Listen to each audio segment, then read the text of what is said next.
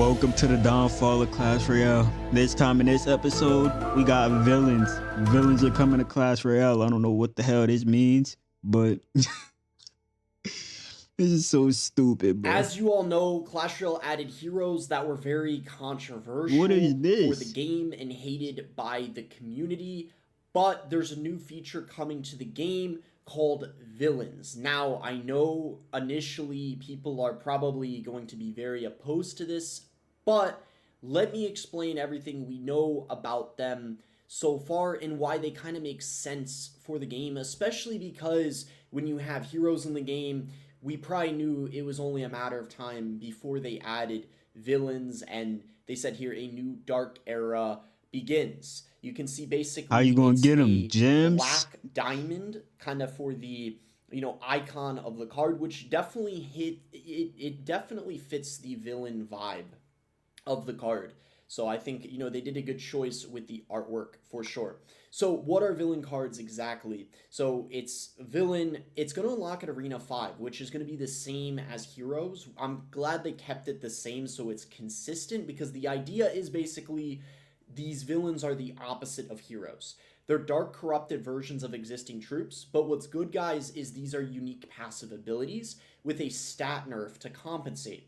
This is going to make them easier to use and understand than heroes, and they're designed to shake up the meta because, well, as I talked about here, why they're being added in the first place, they wanted me to kind of let you guys know, or for the reasoning is players, of course, didn't like the frequency of heroes being added, and they felt like something needed to be added to help reduce the strength of the heroes without nerfing them.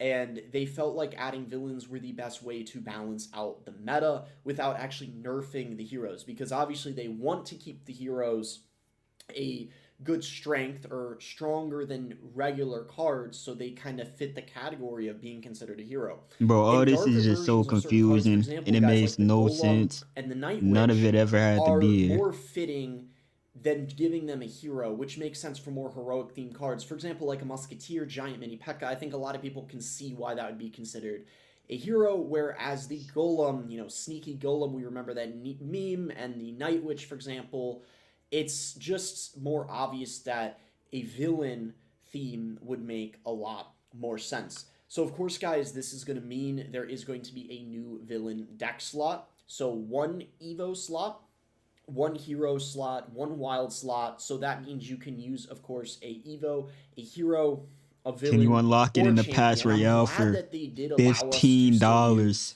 Champions, I think, it's almost like we're forgetting champions are even in the game now, because we have the heroes, which have just taken over already. And now with the villains, guys, champions are almost becoming, I don't know, non-existent, I feel like. But you are able to use it if you would like still in that wild slot. And then, guys, there's going to be a villain slot. So I personally like this setup. I like this better than the two heroes we had when it was two Evos, and then we had the two heroes. It was just too much. This is a nice balance of everything, because you have the Evo, you have the hero, you can pick, to have another Evo if you want, another hero if you want, another villain if you want, a champion, and then you get a villain. And I really just think this makes the game more balanced, especially when I get into how the villains work.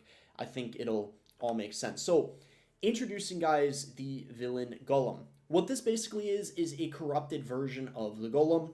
It's gonna spawn enraged Golemites. So, when the Golem breaks, the Golemites are enraged, and they're going to be raged up, and of course more threatening to deal with compared to the regular Golemites. It's also, guys, the regular Golem is going to gain strength, the amount of damage it deals per attack as it takes damage. So it becomes stronger as it takes damage. So let's say the tower's targeting the Golem or unit, it's losing health, it's going to deal more damage when it attacks. But, guys, there is a stat nerf to compensate for the mechanic, and this is what I really like compared to the heroes. Not only are they, I ain't gonna lie, I kind of like that, but at the same time, every time you play it, guys, I hate going against Golem. A different version of the card. But I don't really like the game in general. Now I play it here and there, though. It's going to have 20% less health to compensate for the mechanic. So even though the Golemites are enraged, and even though it's going to deal more damage every time it takes damage, it has 20% less overall health. So you have to be strategic how you actually play the card if that makes sense. So I really like how they're introducing villains into the game instead of the heroes. I just think it just keeps the strategy in the game a lot better. And for why this update makes sense, keeps the game fresh, guys. We really needed something new to the game that wasn't heroes because we've just been tired of the heroes for the longest time. And there's that new strategic element as well that I've talked about, the deck creativity with the villain slot, and now we're back to having four kind of unique cards in the deck slot, but instead of it being two heroes, two evos, it's a villain, something entirely different, while also still keeping evos and you know, the heroes in the game, and that flex slot, which is a good change, while incorporating something new. And then of course it's going to bring hype to the community, because I have a feeling that the community is going to react better to villains compared to heroes. At least I assume that's going to be the case, but we will see what happens. Of course, the impact on gameplay, guys, high risk, high I'm not reward going to cards like Golem support and Giant this Skeleton, unless I that's really know the cards they that they want to be not bringing charging a whole these bunch of villain money features for to it. first, the more expensive cards. So I feel like that makes sense, because it really makes it so you have to think ahead and plan if you actually want to use the villain card or if you don't want to use it, compared to a cycle card, and that would maybe make things a little bit more chaotic. So I'm glad they're starting off with the heavier cards. Maybe even Lava Hound is one that they'll do soon, because they're going to do 4 villain cards coming to the game. At the moment, I don't know all 4 of them. I just know about the Golem, the Giant Skeleton, and the Night Witch. There might be a 4th one, though, like Lava Hound. There's going to be new counters, of course, and interactions, and it forces adaptation in top ladder and in competitive, which is, of course, what they're always looking for. Some insights, guys, from the developers. They wanted to explore a darker side of Clash Royale without breaking its core gameplay, which I feel like villains do a better job of doing than the heroes, with the, nonsense abilities and buttons that you constantly have to press.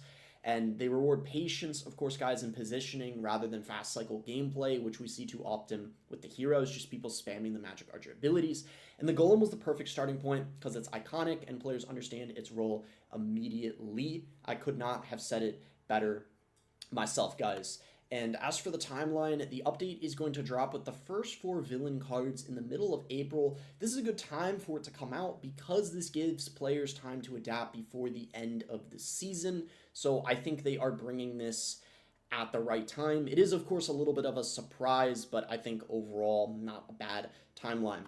And, this is, you guys can leave your thoughts in the comments section.